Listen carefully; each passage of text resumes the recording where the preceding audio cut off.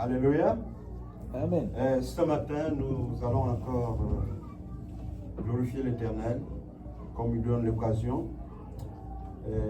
Nous savons tous que le Seigneur nous a créés pour que nous puissions l'adorer. Et en échange, jouir de nos relations avec lui pour toujours. Et je vais commencer par chanter un cantique que j'aime beaucoup. Et si quelqu'un connaît, il peut chanter avec moi. Amen. Un chrétien, je croyais être, mais j'ignorais le bonheur que Jésus, mon divin maître, vient apporter dans un cœur. Alléluia. Oh, la paix que Jésus donne, je ne la connaissais pas. Tout sur mon chemin rayonne depuis qu'il conduit mes pas. Sa puissance souveraine maintenant règne sur moi. Du péché brise la haine, me rend plus que vainqueur. Alléluia. Oh, la paix que Jésus donne, je ne la connaissais pas. Tout sur mon chemin rayonne depuis que je suis l'amour. Et tranquillement j'avance, m'appuyant sur mon sauveur. Son adorable présence me donne le vrai bonheur. Alléluia. Oh, la paix que Jésus donne, je ne la connaissais pas. Tout sur mon chemin rayonne depuis que je suis l'amour. Amen. Amen, amen. Amen. Nous sommes contents ce matin parce que l'Éternel nous donne l'occasion d'être devant lui et nous allons écouter quelque chose de très important. Amen.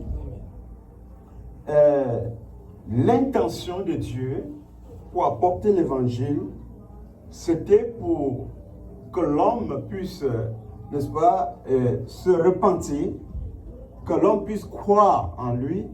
Et en croyant en lui, il se repent en même temps. Amen.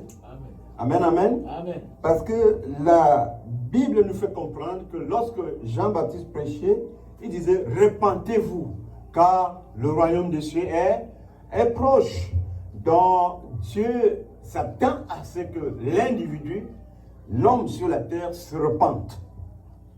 Amen. La Bible dit que tous ont péché et sont privés de la gloire de Dieu. Et si nous disons que nous n'avons pas de péché, nous nous faisons menteur. Donc chacun est appelé à se repentir, à s'humilier. Amen. Amen. Amen, amen. Amen. Et le Seigneur sait que l'homme, non seulement est vulnérable, l'homme pêche de temps en temps. Hein? C'est pourquoi il demande, il recommande dès le commencement à Abraham, marche devant moi et sois intègre. Amen. Et quand nous revenons devant notre Seigneur Jésus-Christ, dans le livre de Matthieu, lorsqu'il parle aux gens pour la première fois, le sermon sur la montagne, il a parlé aux gens, dit beaucoup de choses, et pour finir et conclure, il dit, soyez donc parfaits comme votre Père Céleste est parfait. Maintenant, je voudrais lire un passage dans 1 Thessaloniciens, chapitre 2, verset 10 à 12. 1 Thessaloniciens, chapitre 2, verset 10 à 12. Si quelqu'un peut le voir avant, il le lit. Sinon, moi, dès que je le trouve, je vais le lire par ici. 1 Thessaloniciens, chapitre 2. Verset 10 à 12. vous êtes témoins, et Dieu aussi, combien notre conduite envers vous qui croyez a été sainte et juste et irréprochable. Amen. L'Éternel dit à Abraham, marche devant moi et sois intègre, sois irréprochable. Amen. Ça, c'est le désir de l'Éternel dans son intention de sauver les gens. Il faut que ces gens-là soient irréprochables. Tu as mis dans ta tête que je veux être irréprochable. Et tu pries pour ça. Amen. Donc, nous demandons l'apôtre qui parle ici. Comment ils ont vécu au milieu des croyants d'une manière sainte et juste et irréprochable. Comme vous savez, comment nous avons été pour chacun de vous, comme un père pour ses enfants, vous exhortant à vous et vous réconfortant et vous adjurant, amen, afin que vous marchiez d'une manière digne de Dieu, qui vous a appelé à son royaume et à sa gloire. Amen, amen, amen. Donc ça c'est dans la ligne de son Seigneur que l'apôtre Paul nous parle, dans la ligne de l'Éternel que l'apôtre Paul parle. Il est toujours dans la ligne, amen. Depuis la ligne, marche devant moi et sois intègre. Maintenant, soyez donc parfaits. Le Seigneur Jésus dit, soyez donc parfaits comme votre Père Céleste est parfait. Et Paul est en train de dire qu'en marchant d'une manière digne de Dieu. Alléluia. Et si nous allions aussi lire dans le livre de Pierre, nous allons voir que l'apôtre Pierre dit à peu près la même chose. Il dit que puisque celui qui vous a appelé est saint, vous aussi soyez saints. Car il est écrit, vous serez saints car je suis saint. Amen. Amen. Alors, c'est magnifique ça. Et si nous lisons aussi dans Éphésiens chapitre 2, j'aimerais qu'on regarde Éphésiens chapitre 2. Si tu y es, tu peux lire, si quelqu'un trouve et lire. Éphésiens chapitre 2, Éphésiens chapitre 2. Éphésiens chapitre 2. Il est écrit, et vous qui étiez morts dans vos fautes et dans vos péchés, dans lesquels vous marchiez autrefois, selon le train de ce monde. Amen. Amen. Vous comprenez? Selon le prince du pouvoir de l'air, de l'esprit qui agit maintenant dans le fils de la désobéissance. Il dit bien, parmi lesquels nous, il dit bien nous, lui aussi, hein, nous tout le monde, nous vivions tous autrefois. C'est-à-dire, autrefois, on faisait les mêmes fautes, quoi, tu vois, les mêmes histoires, là, parce qu'on ne connaît pas Dieu. Hein? Et les gens ont fait des choses mauvaises avant. Alléluia. Parmi lesquels nous vivions autrefois, selon le convoitise de notre chair, selon que notre chair désire. On veut boire, n'est-ce pas? Hein? On va boire, beaucoup boire. Accomplissant les désirs de la chair. Maintenant, parce qu'on veut plaire à la chair, n'est-ce pas? On veut être bien, on est bien. Hein? On veut sentir le fond. D'autres fument pour être à l'aise. Enfin, voilà, ils fument. C'est les herbes, hein, voilà. De la drogue, ils fument. Tu le vois en route, il marche comme ça, là. Il regarde même pas si une voiture passe, il dit qu'il est bien.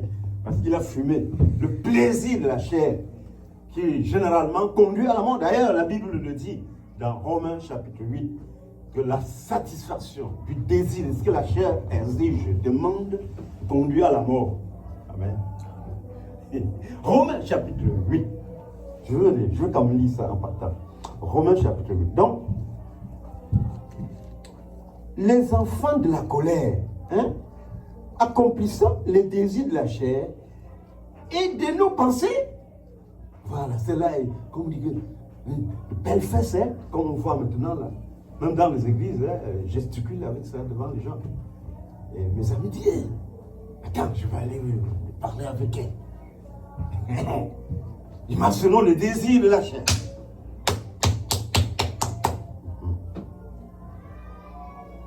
Nous étions par nature les enfants de la colère.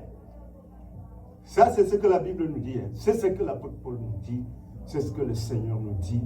Que ceux qui sont ainsi sont les enfants de la colère. Amen. Amen. Mais Dieu, qui est riche en miséricorde, à cause de son grand amour, dont il nous a aimés, lors même que nous étions morts dans nos fautes, nous a vivifiés ensemble avec Christ. Et c'est par la grâce que nous sommes sauvés. Amen. Amen. Donc on dit que tous nous étions comme ça et on était les enfants de la colère. Ceux qui vivent là pour plaire la chair là sont les enfants de la colère. Attends, je vais lire dans Romains chapitre 8. Romains chapitre 8, j'y suis presque. Romains chapitre 8, le verset 5. Car ceux qui marchent selon les désirs de la chair, qui s'affectionnent aux choses de la chair, mais ceux qui sont selon l'esprit s'affectionnent aux choses de l'esprit. Je répète, car ceux qui sont selon la chair s'affectionnent aux choses de la chair, mais ceux qui sont selon l'esprit s'affectionnent aux choses de l'esprit. Car d'être d'un esprit charnel, c'est la mort, mais d'être d'un esprit spirituel, c'est la vie et la paix. Parce que la pensée charnelle est inimitié contre Dieu, car elle n'est pas assujettie à la loi de Dieu, ni ne peut être véritable. Ainsi donc, ceux qui sont dans la chair ne peuvent plaire à Dieu. Donc ceux qui veulent satisfaire la chair à tout prix, là, qui sont là pour le plaisir de la chair, ne peuvent pas plaire à Dieu. Tel est quelqu'un qui se marie, il dit qu'il n'a pas trouvé le bonheur dans le mariage. Il va chercher ailleurs. Parce qu'il ne comprend pas les choses. Il ne comprend pas que ça doit être même une meilleure façon que Dieu veut le bénir. Hein? Parce que l'affection aux choses de la chair, c'est la mort. Il y a un riche chez nous, un monsieur qui était très très riche. On avait interviewé sa maman. Il dit que quand elle a été grosse, même avant même de tomber, d'avoir la grossesse de cet enfant, elle avait trop souffert. Elle ne voyait pas le bonheur. Hein? Ouais. Elle a trop souffert. Et le monsieur, l'enfant qui est sorti, la maman souffrait toujours pendant longtemps. Et l'enfant était devenu un multimilliardaire. Respecté dans le monde entier. Je ne veux pas seulement citer son nom. Amen. On dit que cette souffrance préconise de grandes bénédictions. Comme l'homme a les yeux de la poule, il voit seulement, ou comme ça, là, il ne voit pas, par exemple, comme l'aigle voit très loin, il ne regarde qu'aux environs là, il ne comprend pas. Parce qu'aussi, il ne comprend pas le plan de Dieu. La parole de Dieu. Amen. Parce qu'on n'a pas le fond. Parfois, moi-même, j'ai commencé un travail qui n'était pas agréable, qui ne me ressemblait pas, qui ne me convenait pas au pays. J'ai souffert là pendant longtemps. On a mis sur moi des gens qui n'étaient même pas instruits, qui se moquaient de moi au point où, à un niveau, un jour, le chef de fabrication, c'était écrit M. Garcias, il m'a appelé, il m'a dit, Sam, non, c'était le DT, M. Cardon. Il me dit, Samuel, nous voyons tout ce qu'ils te font. Hein. Et crois-moi, on va leur rendre la monnaie. J'avais souffert, il me menaçait pour rien, il me persécutait. Et puis le DT m'appelait maintenant persécuté. Et un jour, ils l'ont piégé. Il était dans le problème. Et le blanc m'appelait, il dit, va l'aider. Il est tombé, va l'aider. Amen. C'est à partir de ce groupe-là que l'Éternel est venu me dire un jour, voilà, il se prépare à t'envoyer en Europe. Ils vont t'appeler aujourd'hui, ils m'ont appelé. Amen. Amen. Amen. Les gens ils ne veulent pas souffrir avec Dieu. Jésus va souffrir combien de temps? Beaucoup. Pour rien, non? Et il est resté intègre. Marche devant moi et sois intègre. Seigneur, aide-moi. Marche devant moi et sois intègre. Tu restes intègre dans la souffrance, dans la privation. Tu n'as pas tes droits, tu restes intègre. La parole de Dieu a dit que tu suis ça. Amen. Parce qu'au commencement était la parole était auprès de Dieu et la parole était Dieu. Tout va passer, mais la parole va demeurer. Amen. La parole est Dieu. Donc tu gardes, le Seigneur a dit que je ne trompe pas mon mari. Le Seigneur a dit que je ne trompe pas ma femme. gens voient que tu es sobre. Ah ouais? Bon, la Bible me demande, 1 Pierre chapitre 4, verset 7, soyez sobre. 1 Pierre chapitre 5, verset 8, soyez sobre. L'apôtre Paul, dans Tite chapitre 2, verset 12, 13, dit, soyez sobre. Modeste, sobre. En attendant la bienvenue de notre grand Dieu et Sauveur, Jésus-Christ. Amen. Donc, nous comprenons que l'Éternel a l'intention d'amener l'individu d'un point à un autre. De l'endroit où on était avant, à un endroit où il vit d'une manière irréprochable. Ça, c'est le désir du Seigneur. Amen. Ce n'est pas un rite, un rituel. Que par exemple, on va chez nous au village, après, il y a des moments où on amène les enfants ou les grands, on fait des rituels. Tu fais comme on fait, tu pars. Tu continues à vivre comme tu fais. Non, ce n'est pas comme ça. Tu veux faire quelque chose, tu constates si ça conforme à la parole de Dieu. Amen. Ah oui. Ça conforme à la parole de Dieu. Quand j'avais cru à 16 ans, le pasteur, c'était un Suisse, il m'avait donné une Bible. C'était quand même une bonne Bible. J'ai aimé cette Bible-là, version Martin, Darby, pardon. Et puis, j'ai commencé déjà rapidement à chercher à voir s'il est permis d'avoir une petite amie. J'ai lu, j'ai tombé dans Exode chapitre 22. Là, c'est impossible. L'Éternel dit non, s'il y a une fornication entre un jeune homme et une jeune fille non mariée, ils vont se marier et ils ne se sépareront jamais. Et le monsieur va payer la dot. Si la fille est fiancée, on va aller lapider la deux parce qu'il a déshonoré la femme de son prochain. Parce que la fiancée de quelqu'un, c'est la... D'ailleurs, la fiancée de quelqu'un, c'est la femme de quelqu'un. Ou bien toute fille, selon la justice de Dieu, est appelée à se marier à quelqu'un. N'est-ce pas? Même si le mari n'est pas encore là, elle est appelée à se marier à quelqu'un. Hein? Dieu n'a pas créé quelqu'un pour être une femme, je dirais quoi, pour tout le monde. De secours, non, il n'y en a pas. Ce n'est pas prévu. Parce qu'il dit qu'il n'y aura aucune fille baillarde dans la congrégation d'Israël, aucun homme baillarde. C'est-à-dire un homme qui va comme ça. Il ne veut pas. Dans son royaume, il n'y a pas ça. Amen. Donc, et c'est pour cela que la Bible nous demande et nous rappelle qu'autrefois nous étions dans ces désordres-là. Mais Dieu, dans son amour, nous a appelés. Et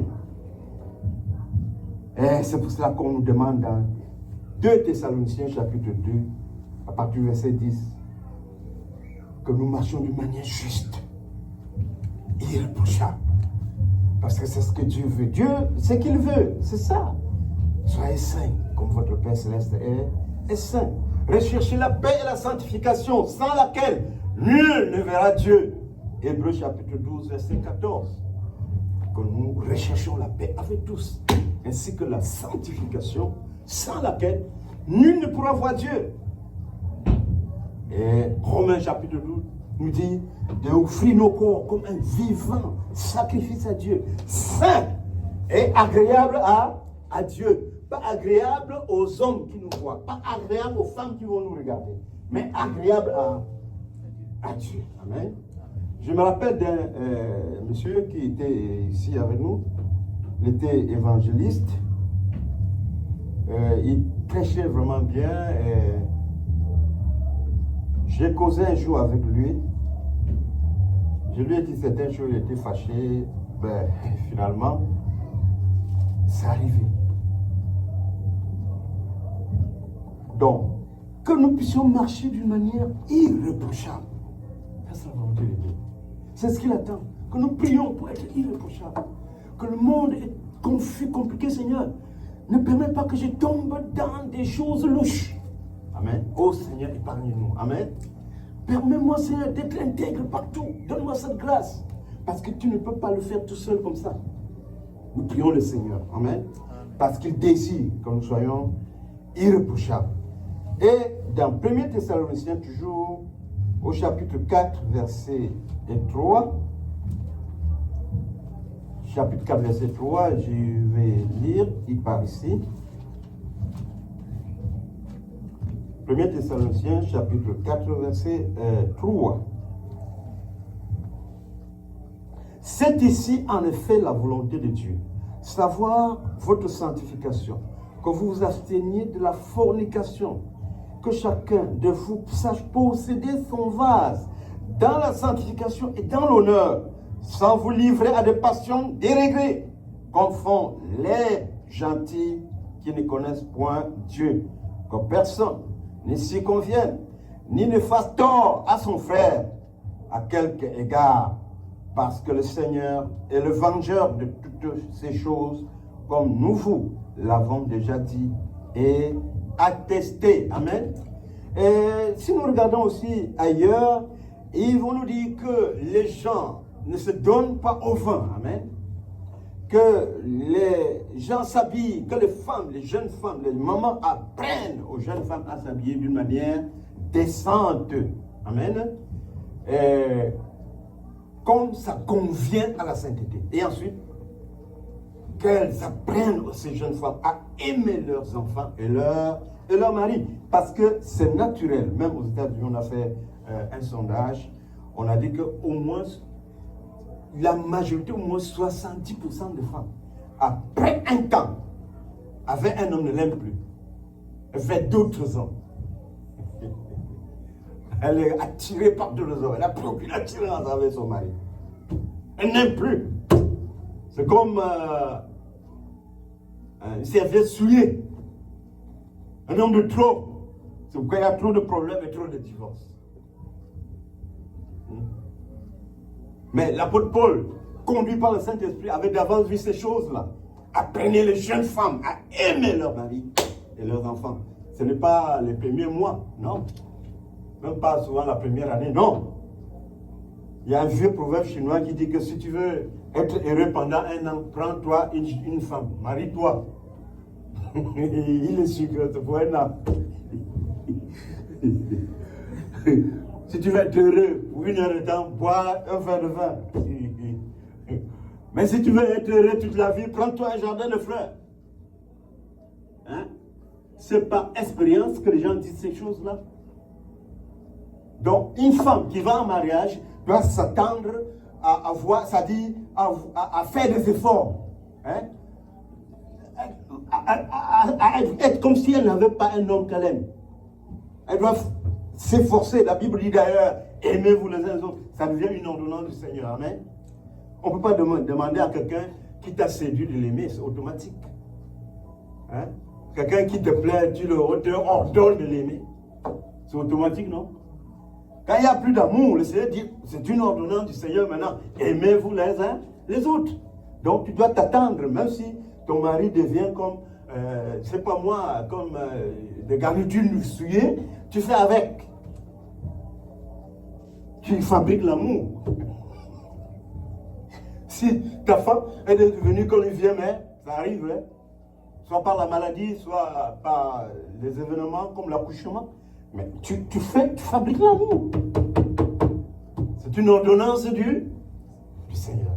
Amen. D'ailleurs, c'est le vrai amour. L'amour. Rappelle l'amour sans retour. L'amour pour que l'autre soit bien. Et c'est l'amour du Christ. Amen. Il nous a aidés, il nous a aimés alors que nous étions souillés. Des gens pervers. Il nous a aimés. Donc, c'est notre devoir aussi.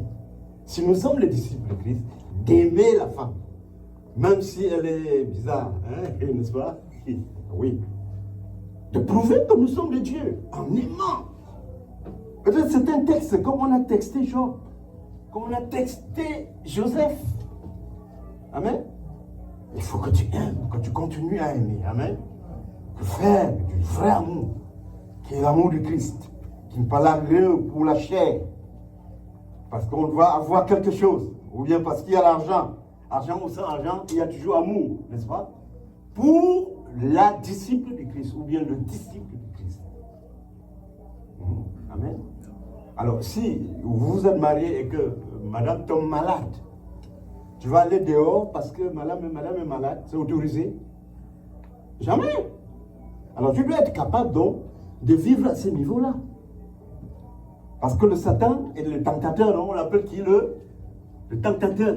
Il va négocier devant le Seigneur, il dit Seigneur, si tu fais tomber malade sa femme, il va tricher, je t'assure. Il marche derrière, il est toujours là, il demande, il fait cette demande depuis. Il faut qu'on lui donne l'autorisation de mettre une belle femme là à côté pour te séduire. Quand tu es à l'université, il y avait les femmes qui m'ont aimé. Jusqu'à un ami, là ici, m'a appelé Samuel. Hein? Tout le monde sait que l'autre t'aime beaucoup. Il m'a amené dans sa chambre là, à l'université. Et il me dit, va y aller de l'eau, tu mets un peu de parfum, tu aimes ça. Mais tout le monde t'aime, c'est toi qui l'aimes. Moi, je comprenais que c'était le Satan. Mais lui croit que vraiment, c'est une bonne chose. Maintenant, on rentre maintenant en cours maintenant. Un autre là me dit, bon, quand tu vois les belles filles comme ça, là, ça te dit rien. Il dit que je me force à résister. Et la femme dit, ah bon, tu résistes. Donc, il y a des cas comme ça, là. Tu crois que c'est comme ça, naturel? Non. C'est pourquoi tu commets adultère. Et que le diable relève, parce qu'il cherche ça depuis. Il cherche ça depuis. Il cherche l'occasion pour t'écrire dans son livre. Pour t'accuser. Il cherche l'occasion pour t'accuser. Mais la Bible dit, à celui qui vaincra, je lui donnerai la couronne de vie. L'apôtre nous dit dans Actes des Apôtres chapitre 14, 22, ce n'est pas beaucoup de tribulations, de tentations que nous allons passer pour entrer dans le royaume de Dieu. N'est-ce pas?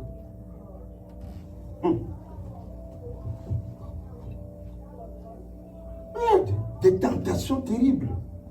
D'autres tu te demandes comment? Elle n'a même pas, d'autres n'ont même pas l'âge de ta fille. Mais c'est le diable. C'est Lucifer.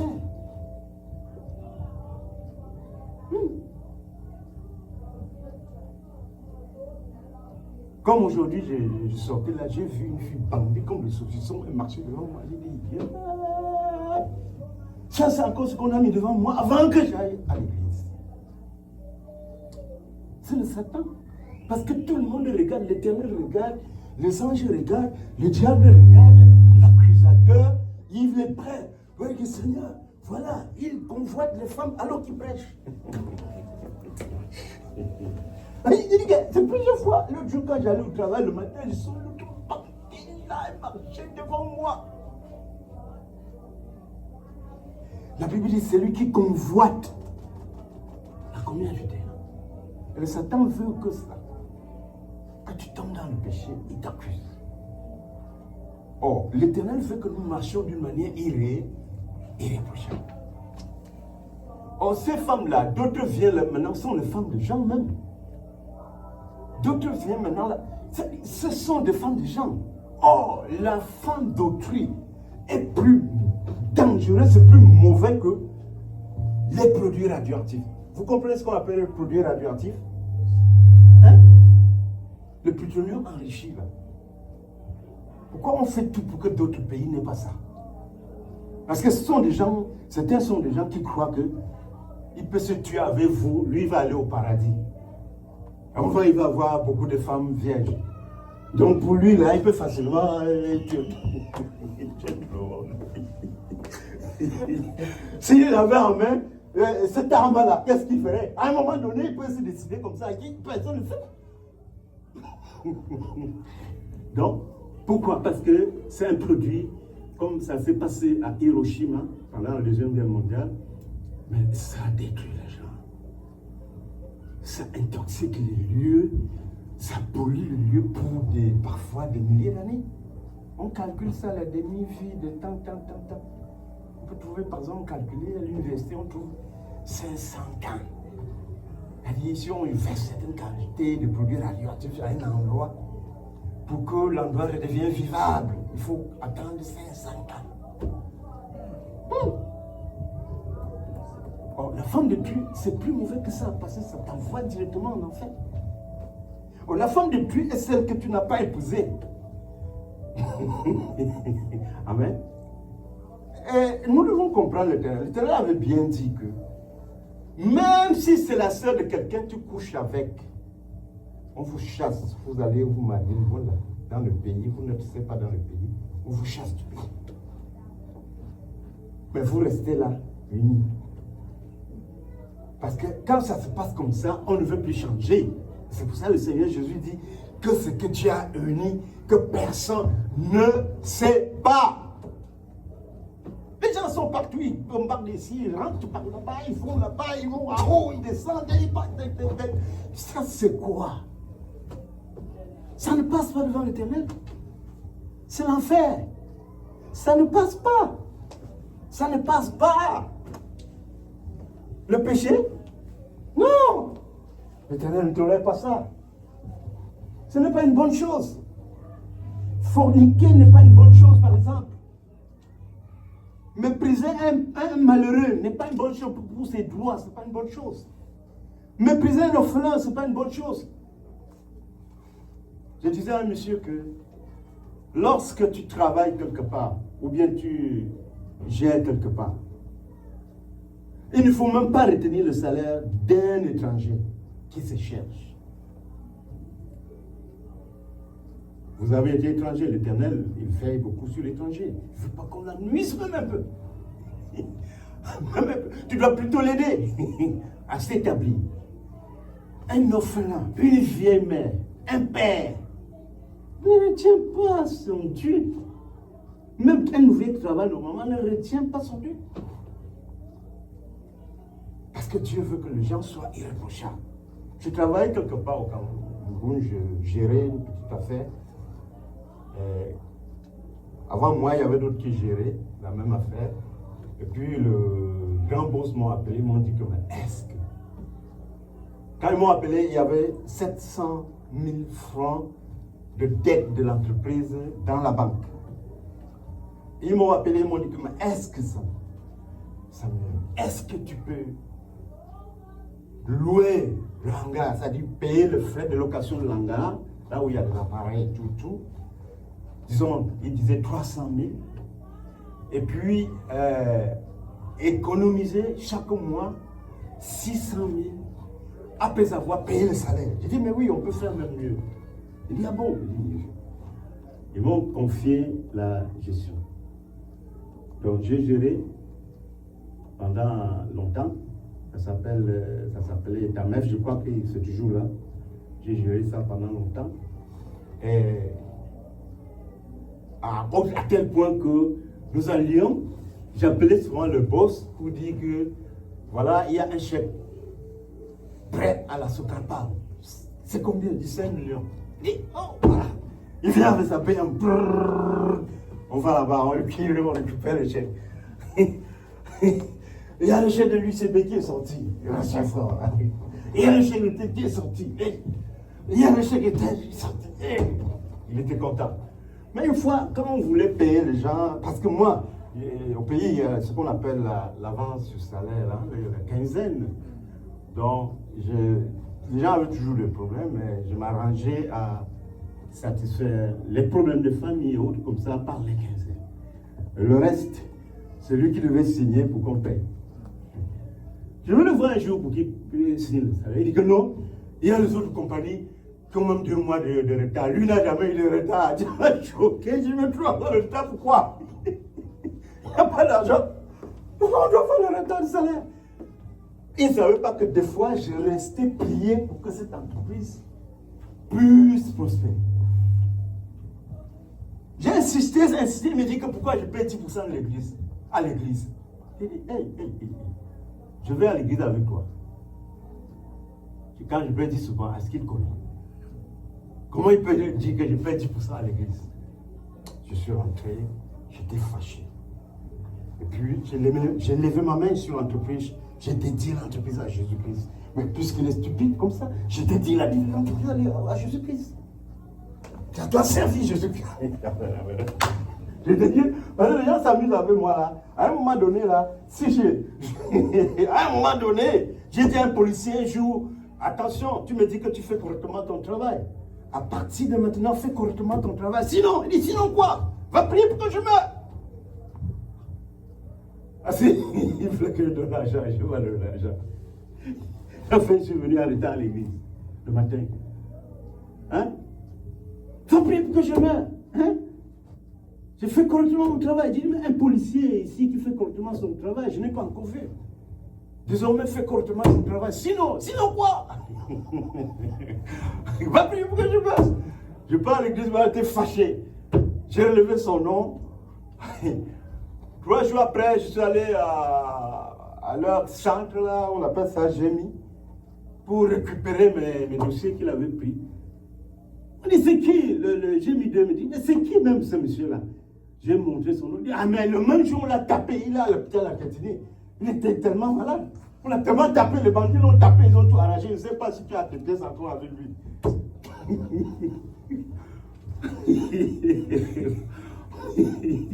Donc, l'église a arrangé, on a envoyé plutôt un autre frère qui était du corps de la police pour aller récupérer mes pièces. Hein? Donc, quand j'ai dit que j'ai dit l'entreprise, c'était fâché. Je vais continuer.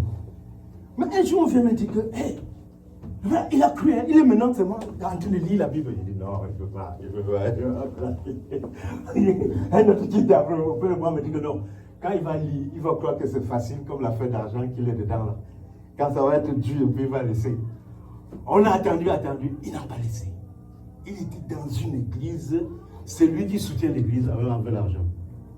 Amen. Oui. Et quand je suis allé le voir un jour, il avait une grosse Bible comme moi-même, je n'ai pas sur son bureau comme ça là. Il lisait la Bible. Amen. Alléluia. Les gens s'amusent quand le Saint-Esprit parle. Même en famille là, je dis certaines choses aux gens, ils ne veulent pas comprendre. Mais s'il arrive un moment que l'Éternel m'inspire comme ça là, je commence à parler, des choses vont se produire.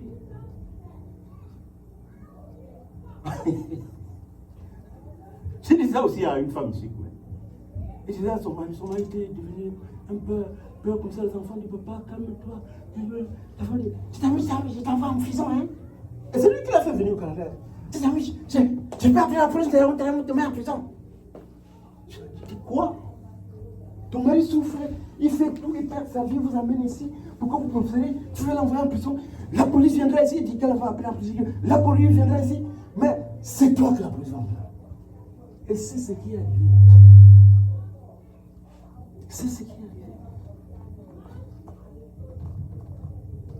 Parce que quand tu fais certaines choses, ça frustre l'esprit des gens. C'est pas bon. Marche seulement intègre. Tu vas voir la main de Dieu. Je travaille aussi quelque part. Un monsieur m'a nuit, tout le monde était au courant, tout le monde savait, même les grands dirigeants connaissaient, ils continuaient à me nuire. Un jour, quelque chose de grave lui est arrivé, comme ça, on ne sait pas comment. Je vois le blanc qui m'appelle, il dit, Samuel, est-ce que tu as maudit tel? J'ai dit, non, nous on ne maudit pas. Parce que telle chose lui est arrivée.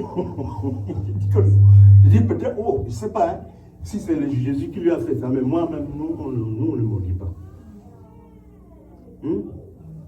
La Bible dit, je serai l'ennemi de tes ennemis et l'adversaire de tes adversaires. Amen. Je serai l'ennemi de tes ennemis et l'adversaire de tes adversaires. Il y a d'autres comme ça, là. Ils viennent me demander pardon, mais ils ne disent pas pourquoi, ce qu'ils ont fait. Moi-même, je ne connais même pas ce qu'ils ont fait. Je ne connais pas ce qu'ils ont fait, mais ils me demandent pardon. Et ils ne veulent pas aussi m'expliquer ce qu'ils ont fait. L'autre fois, c'était des blancs dans un groupe là-bas. Ils disent qu'ils sont venus à Dieu, ils disent qu'ils me demandent pardon. Je veux savoir ce que j'ai fait, on ne me dit pas ce qu'ils ont fait. On ne me dit pas ce qu'ils ont fait. La Bible dit, je serai l'ennemi de tes ennemis, l'adversaire de tes adversaires. Mais la Bible nous demande de marcher d'une manière irréprochable. Amen. Amen, amen. Dans Matthieu chapitre 5, verset 16, la Bible nous dit que votre œuvre brille ainsi devant les hommes, que votre lumière luise devant les hommes, afin qu'ils voient vos bonnes œuvres et glorifient votre Père qui est dans dans les cieux. Amen. Voilà. Et il y a des cris qui montent au ciel. Hein? Des cris qui montent au ciel. Contre toi, contre moi. Contre tout le monde a quand même des cris qui partent vers le Seigneur. Soit des bons cris, soit de mauvais cris. Oh, il a fait ceci. Oh, il a fait cela. Oh, Seigneur, qu'est-ce que tu as créé comme ça? Ça, c'est une personne, ce n'est pas une personne. Il y a des cris comme ça. Déjà, des cris comme ça qui arrivent devant Dieu contre les gens. Mais la Bible dit que votre lumière luise ainsi devant les hommes, afin qu'ils voient vos bonnes œuvres et glorifient votre Père qui est dans les cieux. Donc, on doit vivre d'une manière irréprochable. Parce qu'il ne faut pas que le cri de quelqu'un monte contre toi avec raison. Tu as retenu la paix de quelqu'un sans raison. Non, c'est une malédiction. Tu es payé pour faire un travail, quelqu'un arrive, tu veux prendre de l'argent avant de faire. Ça, c'est très grave. Tu as même un travail, parfois lui, il n'en a même pas. Avoir des retraités qui veulent savoir d'un petit Dieu. Il faut encore qu'on les malmène. Ce sont des atrocités. Vivre d'une manière irréprochable, c'est ce que Dieu a voulu faire des chrétiens, des disciples, pour vivre d'une manière irréprochable. Amen. Ah oui. C'est ce que le Seigneur attend de nous, que nous vivions d'une manière irréprochable. Et ça doit être notre prière, que le Seigneur nous aide. Amen. Donc, à tout homme, Dieu attend qu'il soit irréprochable. Et toute la création est soumise sous la puissance du malin, de l'ennemi. C'est ce que la Bible nous dit dans 1 Jean chapitre 5, verset 19.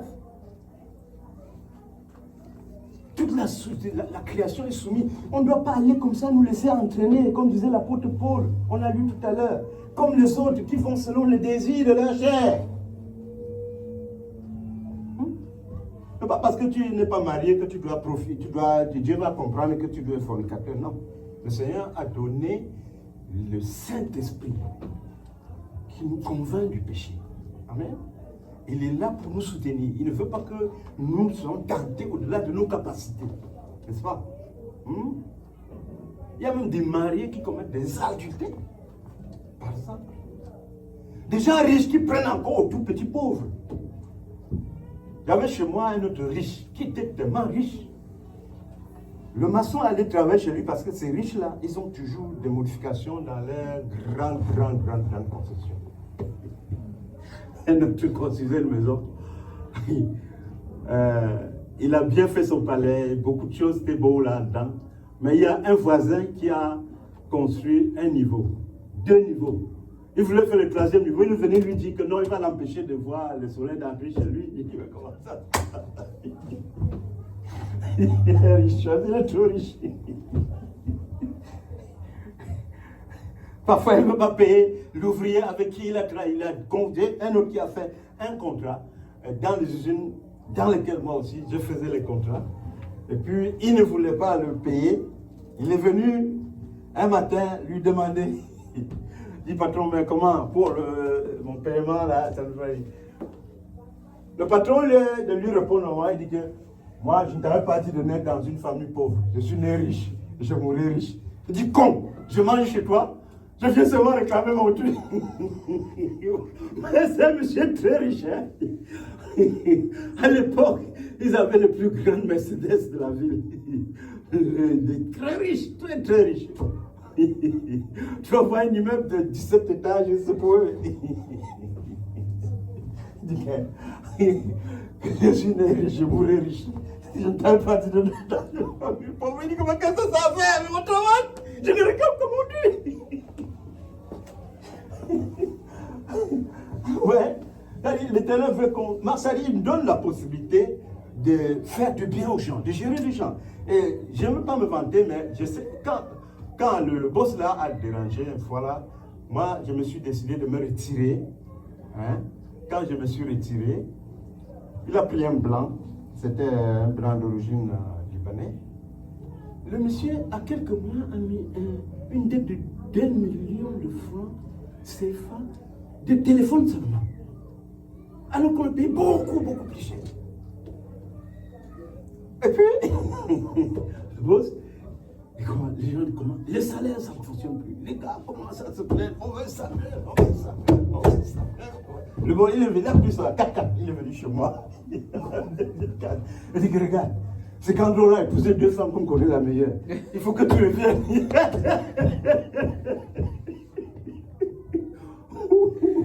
Hein? Ouais. On me battait, on priait le Seigneur. On ne veut pas voir quelqu'un en train de souffrir. Une maman qui veut bien, vraiment, il n'y a pas eu de médicaments d'enfant, il n'y a pas d'argent, l'enfant à l'hôpital, il me faut un peu d'argent. Comment tu vas faire? Hein?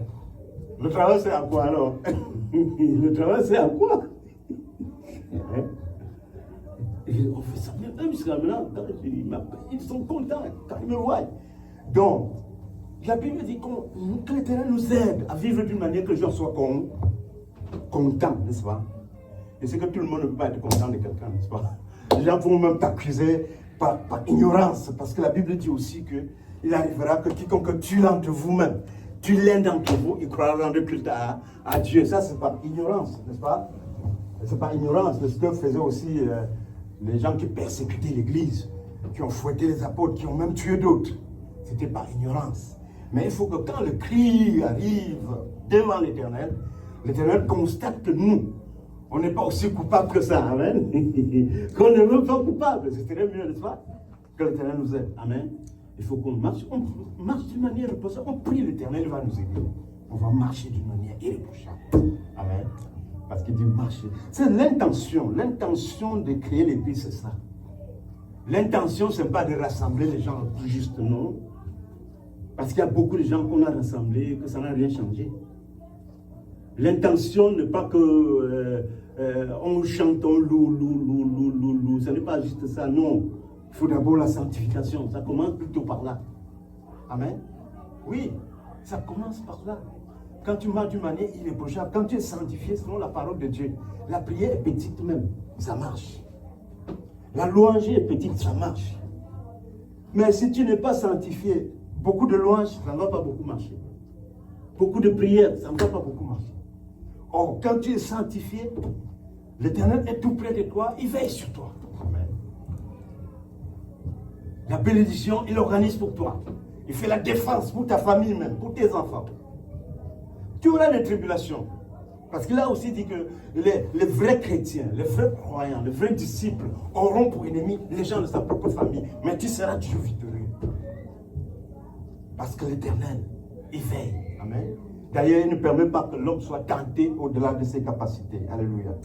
Donc, nous devons, la Bible dit que quiconque croit au Fils de Dieu ait la vie éternelle. Et la Bible dit que nous puissions croire que Jésus est le Messie, le Fils de Dieu. Et qu'en croyant, nous ayons nos péchés pardonnés. Mais pardonner le péché pour que nous vivons d'une manière irréprochable. Amen. Ça doit être notre prière. Vivre d'une manière irréprochable. Et le Seigneur nous donnera l'occasion, nous allons une autre fois parler uniquement du Seigneur Jésus-Christ, depuis l'Ancien Testament jusqu'au Nouveau Testament. Amen.